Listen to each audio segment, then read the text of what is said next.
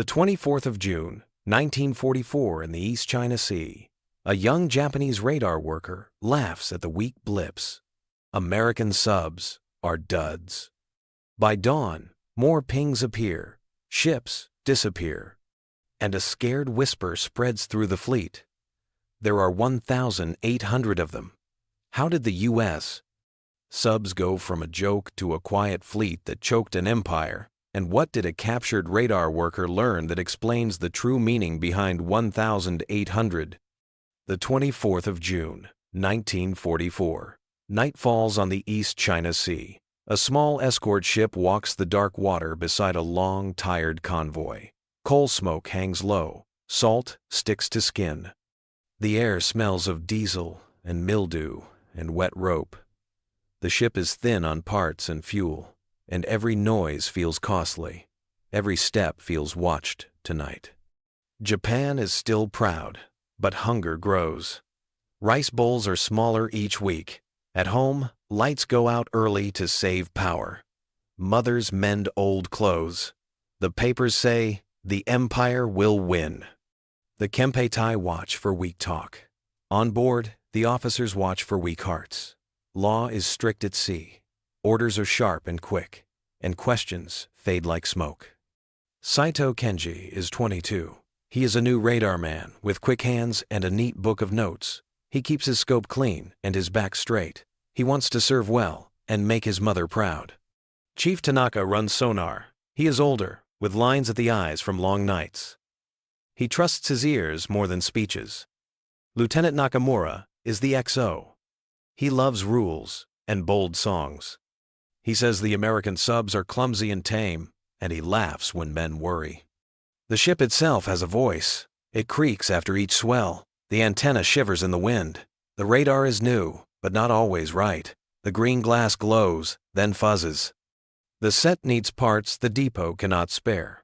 The sonar clicks and pings and asks for truth from a wide black sea. The planes that should guard the convoy are late or low on fuel.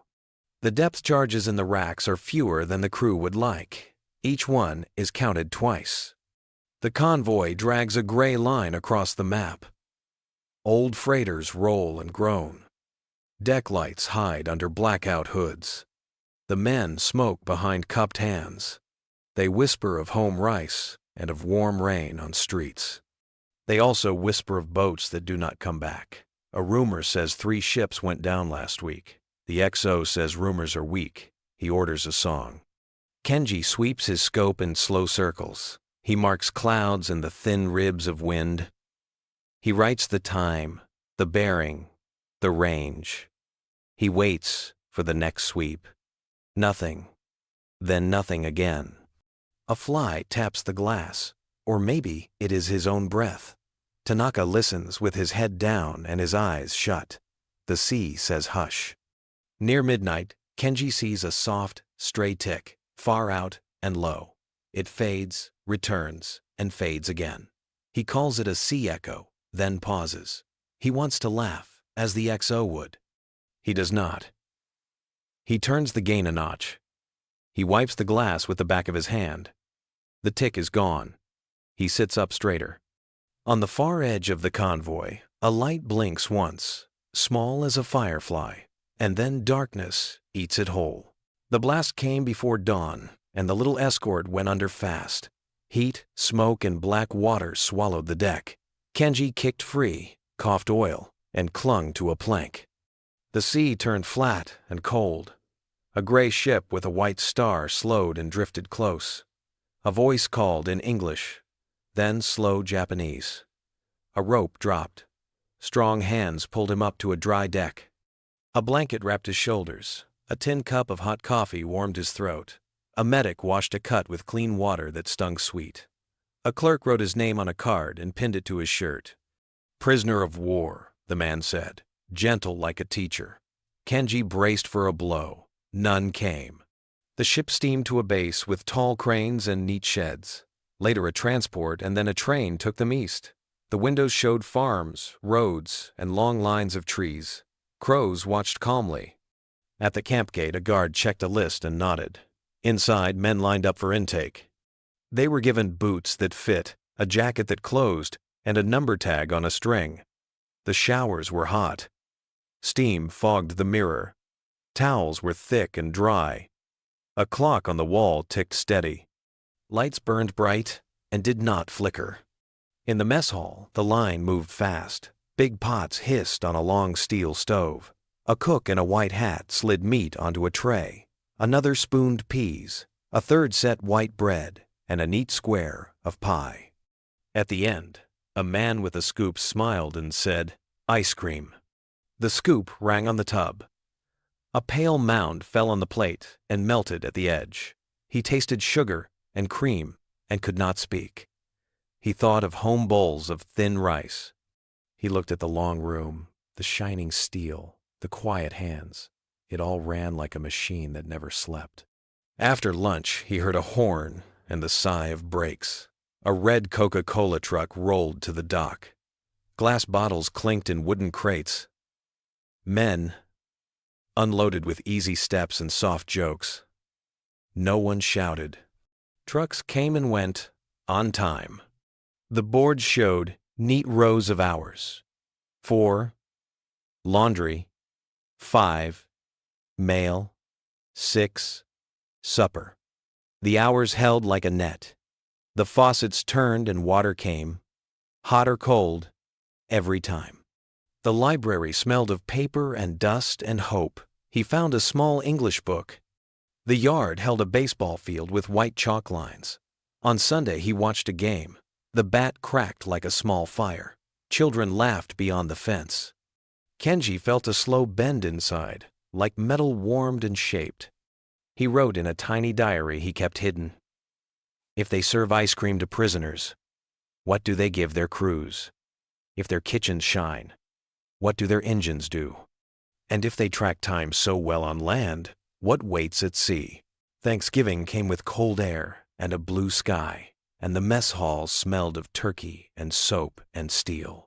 The line moved like a clock. Trays slid along rails that shone. Turkey lay brown and wet with juice. Steam rose from mashed potatoes in White Hills. A ladle poured thick gravy in a smooth line. Bread was warm. Apple pie cracked when the knife went in. A chaplain said a short prayer for all souls, even ours. A guard set a small extra piece of bread on my tray and looked away.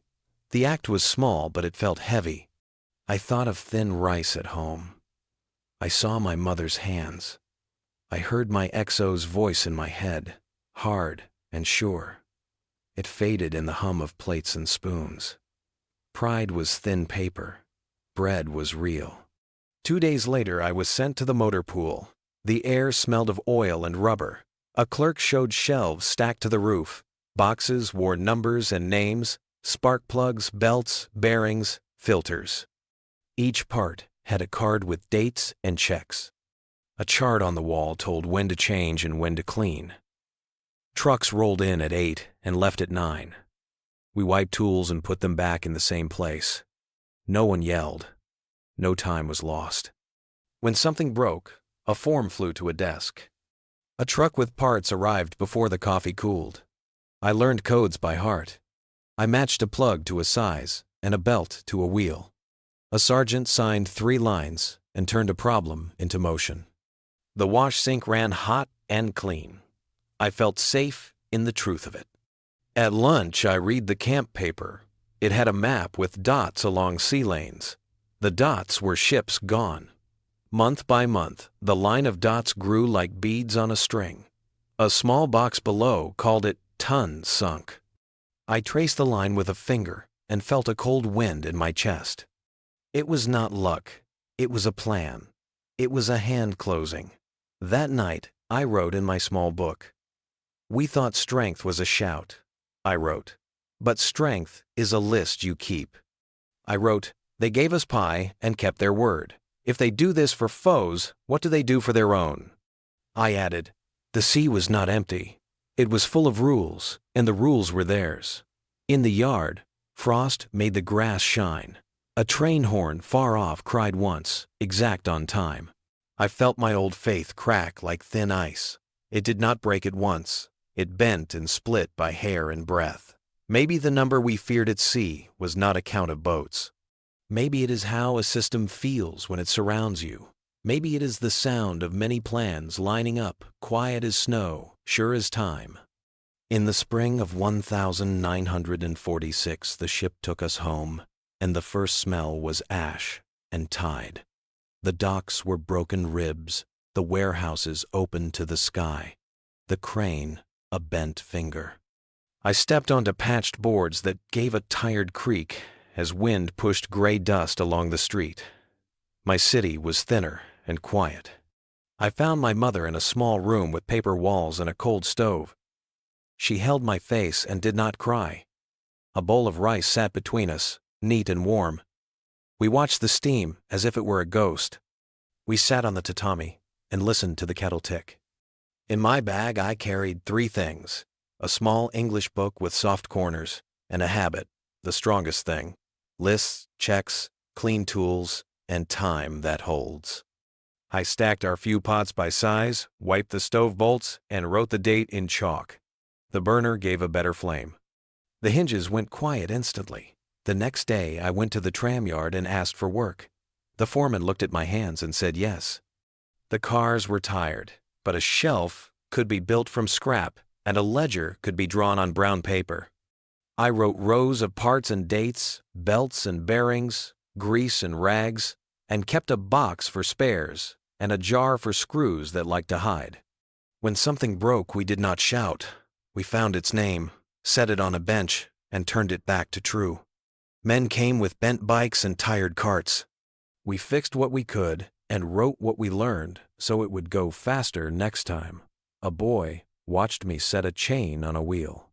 I showed him a chalk mark and told him why a clean rag matters and how hands can make time behave. On Sundays, I took chalk to a schoolyard and drew white lines on the dirt. I taught them how to stand and how to breathe. When the bat cracked, the sound was small and brave, and it echoed off broken walls like a promise. The trains grew steady again, and the lights began to hold through the night. A new plant opened with a whistle that stayed true day after day. In the market, a woman sold sweet buns, and the smell of sugar drifted like hope. I saved for a tiny shop sign and carved a rule in the wood: feed, fix, and keep your word. I married, and our first child learned to count by the marks on my wall. At times I woke and saw dark water and a pale blip that was not there. I put a hand on my chest until my breath came back slow. I did not bring home their flag. I brought home their order and their mercy. Power, I learned, is not loud. It is a quiet net that holds when the storm pulls hard. We lost to that net, and we can weave our own. If I leave a lesson for my son, it is this: strength is a hot meal served on time, a bolt turned to the right mark, and a promise kept when no one is watching.